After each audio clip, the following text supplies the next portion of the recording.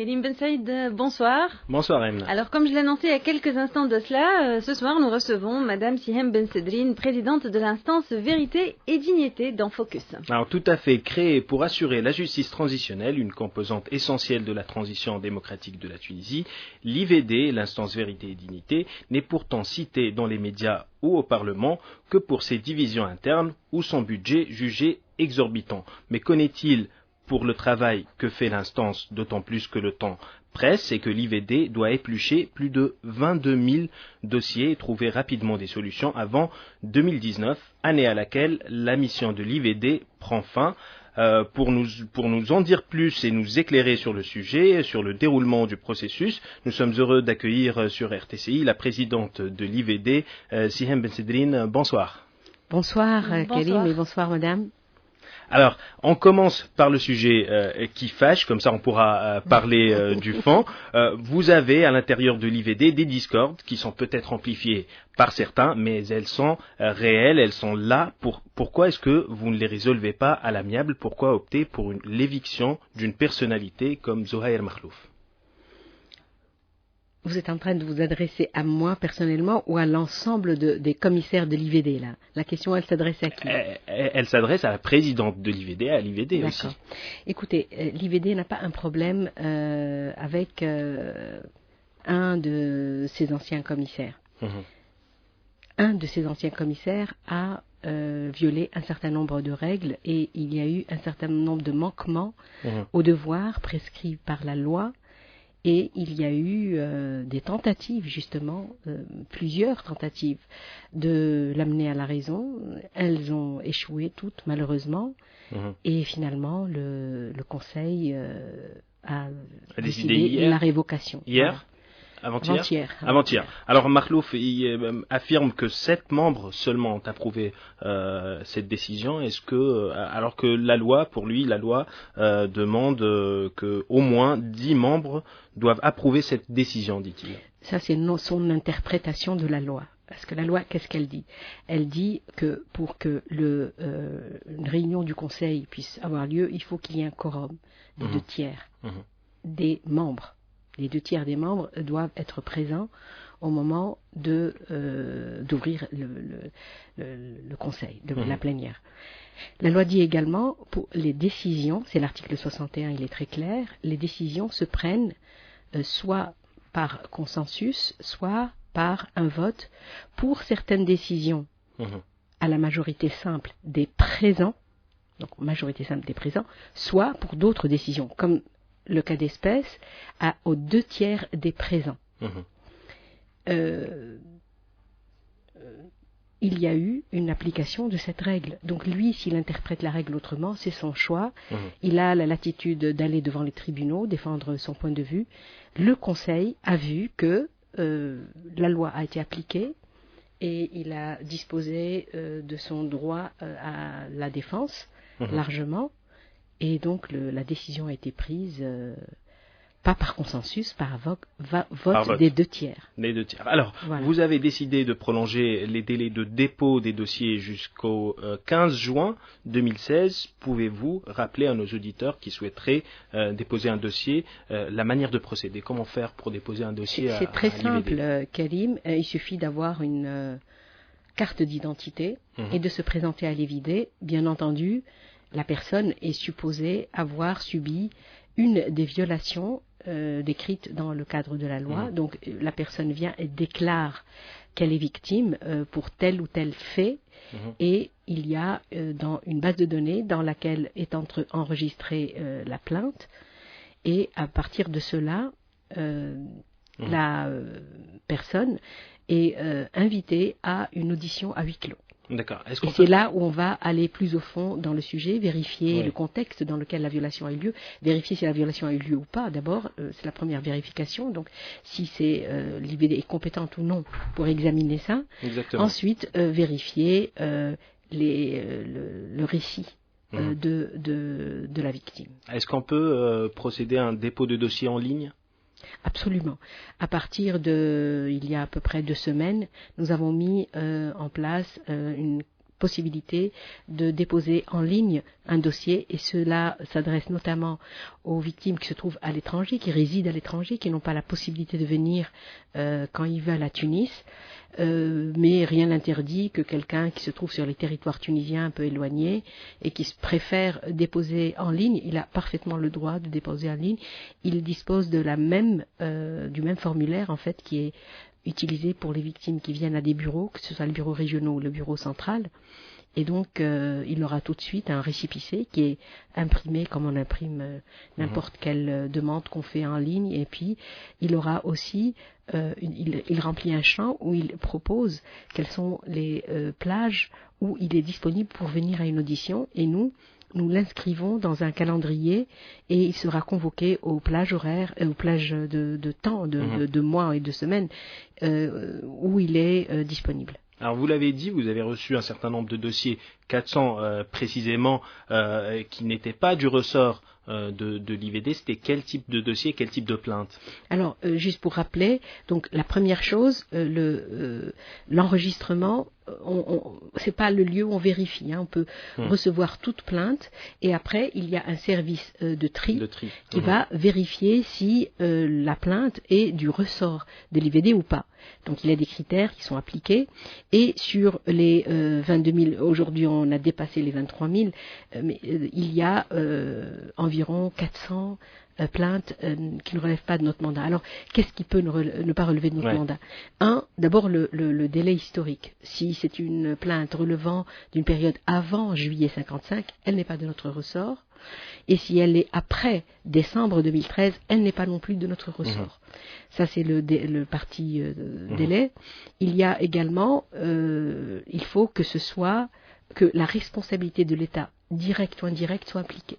Si c'est deux voisins qui se sont disputés et que l'un a pris possession de la maison de l'autre, ça relève des tribunaux ordinaires, mais ça ne relève pas de la compétence de l'IVD. Parce que l'IVD... Quand il y a un litige entre un citoyen et un homme d'affaires, par exemple, puissant, qui a ses entrées au palais du temps de Ben Ali, comment ça se passe? Est-ce qu'on peut quand même déposer plainte?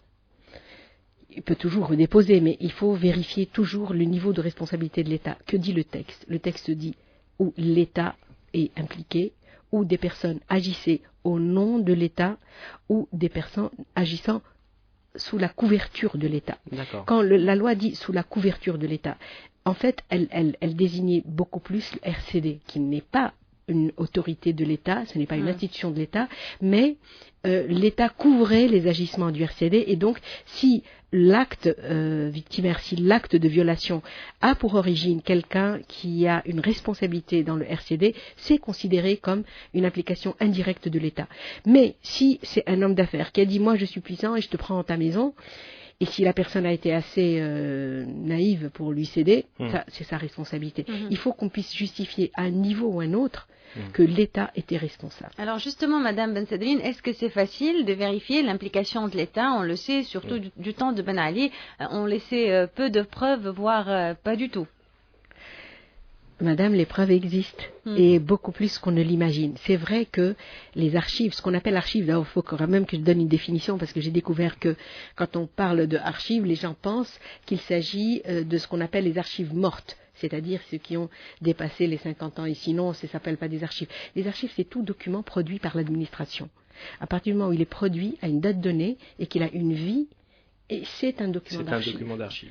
Que ce soit archives courantes ou archives médianes ou archives old, ça s'appelle toujours des archives. Et donc, ce qui est bien, et là je tiens quand même à le relever, la Tunisie est un État organisé, qui a une administration qui documente tout. Et donc, on est le pays le plus heureux, entre guillemets, par rapport aux commissions vérité à travers le monde, parce que quoi qu'il ait advenu aux archives de différentes administrations qui ont été détruites, qui ont été brûlées, qui ont été mis dans le pilon de l'industrie qui fabrique les cartons, quoi qu'il ait advenu, on dispose encore de documents suffisants pour étayer les plaintes des personnes. Et là, je vais vous citer un exemple. Un des hommes d'affaires a porté plainte, bien entendu, pour une violation de ses droits. Ses biens ont été confisqués. Il a été mis en faillite au terme d'un processus qui a duré quelques années. Et au terme de cela, bon, il a été dépossédé complètement de tous ses biens, et c'est un milliardaire, hein, c'est pas un petit qui a une petite affaire et rien du tout. Et donc, il affirme bien sûr un certain nombre de choses, il dispose de certains documents. Et la chance qu'on a eue, c'est qu'on a pu découvrir parmi les archives de la présidence Ben Ali, alors il faut que je redise à chaque fois Ben Ali, parce que sinon il y a eu parfois des confusions, donc on a découvert que Ben Ali signait lui-même de sa main les documents de dépossession, de confiscation donc de biens. Il y a bien des preuves qui Absolument, existent. Alors, elles existent et elles sont là. Et ça nous permet de corroborer les récits des plaignants. Parce que vous savez, un plaignant a le droit d'être subjectif. C'est son droit. Alors, mais nous, on n'a pas le droit. Nous, on est obligé, on a l'obligation d'être dans la vérification et dans l'établissement des faits. Alors, 22 600 dossiers ont déjà été déposés. Vous espérez atteindre 30 000 dossiers. Et est-ce que c'est suffisant pour tourner la page de 58 ans de transgression des droits de l'homme? Tout d'abord, c'est pas nous qui espérons. Nous attendons 30 000. Moi, j'ai bien peur que ce soit au-delà des 30 000. Hein. J'ai cité ces chiffres parce que c'est une estimation. Mais au rythme où les plaintes nous arrivent, vous savez, en une semaine, on a dépassé les 23 000. Au moment où on a fait la conférence de presse, on était à 22. D'accord. Là, après une semaine, on est à 23. Donc, moi, j'ai bien peur que les 30, on les dépasse. Alors, votre question, Kalim, c'est est-ce que le temps nous suffit? C'est un énorme défi. Est-ce que c'est suffisant pour dire, voilà, 30 000 dossiers, ça va expliquer 58 ans de transgression des droits de l'homme? Oui, maintenant j'ai mieux compris votre question. En fait, Kalim, il y a ce qu'on appelle, nous, la cartographie victimaire, c'est le mapping des victimes. Et nous traçons dans ce travail de mapping, c'est fait par des chercheurs dans la commission recherche et investigation, on essaye de voir pendant ces 60 ans, enfin c'est presque 60 ans du mandat de l'IVD, quels sont le type de violations qui ont été commises et à quelle période. Et donc on a cette cartographie qualitative. Et là, je peux vous dire une chose. Sur les 23 000 déjà enregistrés, nous avons pratiquement notre cartographie totale. Donc tout ce qui arrive, ça va modifier la quantité. Mais pas la qualité. Donc on a toutes les familles victimaires, toutes les familles politiques, toutes les familles syndicales, les insurrections, le pain, etc. On a tout, le Célien, on a tout. Bien sûr, les divers étages des islamistes, il y en a plusieurs. Pareil pour la gauche, plusieurs étages de la gauche. De plus en plus, les dernières semaines, certaines personnalités politiques. Oui, voilà, il y a des noms, il y a des gens connus. Hein, oui, justement, l'IVD a entamé l'audition de 1800 victimes déjà, parmi lesquelles de grandes figures comme Gilbert Naqash qui a été entendu. Est-ce que vous avez participé personnellement à ces auditions? Oui, les commissaires participent aux auditions, pas toutes parce que c'est énorme comme volume de travail, on ne peut pas faire que cela, mais nous avons l'obligation, nous les commissaires, de participer aux auditions pour pouvoir nous-mêmes mesurer ces violations et les vérifier et aussi écouter les témoignages parce que les personnalités que vous citez ne sont pas simplement des plaignants. Ce sont des témoins de notre histoire et quand on fait l'audition d'un Gilbert Naqash, c'est une page de notre histoire que nous lisons et c'est quelque chose de magnifique parce que ce qu'il nous dit, en fait on l'entend pour la première fois et il est capable de relier des événements sur une période historique assez longue et il a cette intelligence de vous donner aussi des clés pour comprendre certains contextes. Et ce que j'ai trouvé magnifique, parce qu'on l'a encore entendu aujourd'hui, c'est la suite de l'audition, ce qui est magnifique, c'est cette distance qu'il a à l'égard des auteurs de violations. Et quand on lui pose la question, est-ce que vous voulez des confrontations, il répond, mais il faut aussi comprendre ces personnalités politiques qui ont une responsabilité dans la chaîne de commandement des violations, mais il faut aussi comprendre que c'est pas noir ou blanc, que c'est parfois mélangé et complexe. Que c'est ce responsable à la tête du ministère de l'Intérieur est aussi celui qui a engagé des réformes dans le sens des libertés, c'est celui qui a accordé un certain nombre de titres à des journaux, un certain nombre d'autorisations à des associations comme la Ligue des droits de l'homme, comme un certain nombre d'associations qui font aujourd'hui la fierté de la Tunisie. Et donc, il ne faut pas regarder que d'un seul volet. Et ça, cette capacité de distance, on la retrouve rarement, mais on la retrouve quand même. Et elle aide à comprendre que la vérité, elle n'est pas une, elle est plurielle. Donc le témoignage de Gilbert Nakache, c'est un témoignage clé, c'est un témoignage très important. Absolument. Il y en a d'autres comme lui. Malheureusement, on n'a pas beaucoup de Gilbert Nakache dans la Tunisie, mais on a quelques personnalités de cette envergure qui sont en train de témoigner, et c'est des témoignages, on va dire, historiques.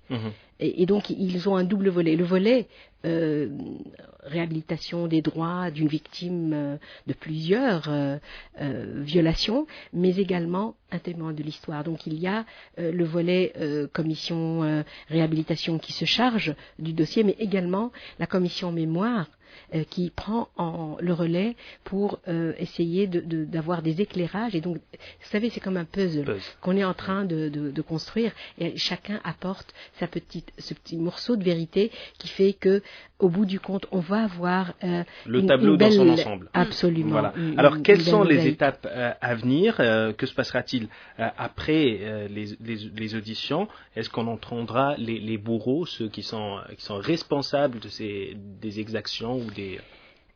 Kérim, nous les appelons les auteurs de violations, pas les bourreaux. D'accord. Parce que le mot bourreau... Moi, je vais les appeler les bourreaux. ...est chargé. Il évoque plus la torture, peut-être, c'est ça? C'est la ça. Torture physique. Voilà. Et les auteurs de violations, il y a ce qu'on appelle aussi la chaîne de commandement. Généralement, une victime, elle connaît le dernier maillon. C'est celui qui a commis l'acte de torture. Et quand on définit la chaîne de responsabilité, il faut remonter à ce personnage que la victime n'a peut-être pas vu, mais qui a donné l'ordre. Et c'est pour cela que les choses ne sont pas aussi simples, parce que, pour ça que vous devez procéder à des recoupements d'informations. Nous avons déjà entendu des personnes qui sont auteurs de violations, et quand ils vous racontent comment les choses se passent, vous comprenez qu'il n'y a pas un auteur, mais des auteurs, et à des niveaux de responsabilité divers. Donc, aller mettre tout sur le dos de ce dernier maillon qui est visible, qui a tenu le bâton, ce n'est pas suffisant pour l'établissement des faits, de la vérité. Alors, Khaled Krichi, responsable de la commission d'arbitrage et de réconciliation au sein de l'IVD, a appelé l'État à déposer un dossier à l'instance en tant que victime de corruption. Pourquoi est-ce que c'est si important que l'État dépose un dossier à l'instance comme étant une victime? Mais parce que tout simplement la majorité des actes de corruption qui ont produit un impact sur notre économie, et qui sont des détournements de fonds, qui sont des passe-droits, qui sont des créances douteuses, qui est qu'aujourd'hui la communauté nationale est en train de payer très cher, tous ces gens-là ont pillé l'État. Ils n'ont pas pillé des individus. La personne, si vous voulez, la victime de ces violations, c'est l'État. C'est pas un individu. Et il est très important pour que aussi l'établissement de la vérité se fasse. Il faut que l'État accepte de jouer son rôle de victime et demande des comptes. Et là, ce qui est assez stupéfiant, c'est que l'État ne demande pas ses droits en tant que victime de ces violations, mais les auteurs de violations sont là pour demander pardon. C'est ça ce qui est assez fantastique. Alors, le j'aime pas. Le j'aime pas, très rapidement. Voilà. Alors, pour terminer, le j'aime pas, la décision de l'instance provisoire de contrôle de constitutionnalité des projets de loi de considérer recevables les recours déposés par l'opposition concernant le projet de loi de finances. Je veux juste comprendre la question. Ils ont déjà répondu. L'instance a répondu. Elle a dit que c'était l'article 64 était anticonstitutionnel, par exemple. Vous aimez, vous n'aimez pas. J'aime pas. Mais c'est que je suis même pas au courant, donc je préfère très rapidement. D'accord. Alors mais j'aime que une institution de contrôle exerce ses fonctions. J'aime. Mais bien sûr. D'accord. Alors j'aime pas la loi 52 sur la consommation de cannabis. J'aime pas. Alors, j'aime pas l'article 230 du Code pénal relatif à la criminalisation de l'homosexualité. J'aime pas. Merci Sihem Ben Sedrine, présidente de l'instance Vérité et Dignité. Merci beaucoup d'avoir été parmi nous. Merci madame, à très Merci bientôt. à vous. À demain. Et moule de joyeux à tous nos concitoyens. À vous aussi madame. Et à vous tous, toute l'équipe de RTCI. Merci, à très bientôt. On se retrouve demain, Kérim, à 17h30 dans Focus. Tout de suite, le guignol de RTCI, suivi du podcast FM. À 18h, le Flash Info. On sera de retour juste après sur la 98.2. RTCI, émotion intense, émotion croisée. Tout de suite, le guignol d'RTCI. Mercredi 23 décembre.